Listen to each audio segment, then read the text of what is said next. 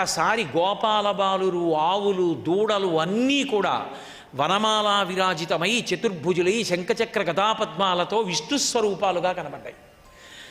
ఇదేమిటి అక్కడున్నాయనుకుంటే ఇంతమంది విష్ణు స్వరూపాలు కనపడుతున్నాయనుకున్నాడు. ఒక్కసారి అన్నీ అంతర్ధానమయ్యాయి. ఇప్పుడు అర్థమైంది, మహానుభావుడు చిన్ని కృష్ణుడుగా తిరుగుతోంది పరబ్రహ్మం ఈ లోకంలో. వాళ్ళ అదృష్టం, వాళ్ళు ముట్టుకుంటున్నారు, చూస్తున్నారు. నేను ధ్యానమునందు మాట్లాడితే ఆయన వాణి వినపడుతుందంతే తప్ప ఆయన్ని చూడ్డం కుదరదు. అటువంటి పరబ్రహ్మంతో కలిసి ఆడుకుంటున్నారు. అహోభాగ్యం అహోభాగ్యం నందగోప వ్రజౌకసాం యన్మిత్రం పరమానందం పూర్ణం బ్రహ్మ సనాతనం అన్నాడు. ఏమదృష్టం! పూర్ణము సనాతనమైనటువంటి పరబ్రహ్మము రాశీభూతమైతే దాంతో ఈ పిల్లలు ఆడుకుంటున్నారు. వీళ్ళదిరా భాగ్యం అన్నాడు. గబగబా కిందకి దిగి వస్తున్నాడు కృష్ణుడి దగ్గరికి.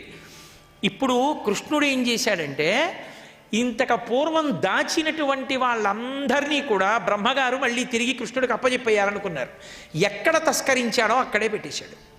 అందుకని వాళ్ళు అన్నం తింటున్న వాళ్ళు అన్నం తింటున్నట్టే ఉన్నారు. ఇప్పుడు మళ్ళీ కృష్ణుడు మళ్ళీ తాను కూడా ఆ రూపాన్నే పొందాడు. ఇంతకుముందు కడుపున దిండుగా కట్టిన వలువలో లాలిత వంశనాళంబు జునిపి విమల శృంగంబును వేత్రదండంబును జారిరా నీ కడా చంకనిరికి మీగడ పెరుగుతో మేళవించిన చల్ది ముద్దయా వల్లి చేతన నయనునిచి చలరేగి కొసరి తెచ్చిన బూరగాయలు వేళ్ల సందులను తాన నయనునిచి సంగడీలనుడు మచక్కగా కూర్చుండి నర్మభాషణములనగవు నెరపి యాగభోక్త కృష్ణుడమరులు వెరగొంద శైశవంబు మెరసి చల్ది కుడిచే.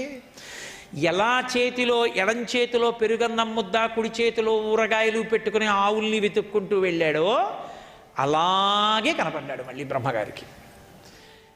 ఇప్పుడు అలాంటి రూపాన్ని చూసి కదా ఇది పరబ్రహ్మమా అన్నాడు. ఈయన కొండ చిలవలోంచి పిల్లల్ని రక్షించిందన్నాడు. ఆయనే ఇలా కూడా ఉండగలడు. అంతటి యజ్ఞభోక్త ఇంతటి సులభుడయ్యాడని తెలుసుకున్నాడు. ఆ రూపం దగ్గరికే వచ్చాడు.